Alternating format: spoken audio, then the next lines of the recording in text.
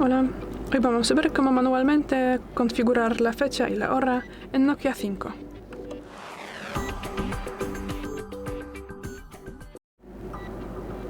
Empezamos con la abierta de ajustes, luego bajamos y pasamos a la pestaña Sistema. Tras eso entramos en fecha y hora y desmarcamos la primera posición fecha y hora automáticas. Tras eso será posible aquí cambiar manualmente la fecha y aquí también la hora. Bueno, y ya lo tenemos hecho, y si luego por alguna razón queremos regresar a los ajustes que tuvimos al comienzo del video, a los datos proporcionados por la red, tendremos que regresar aquí y volvemos a marcar esta posición y ya es todo.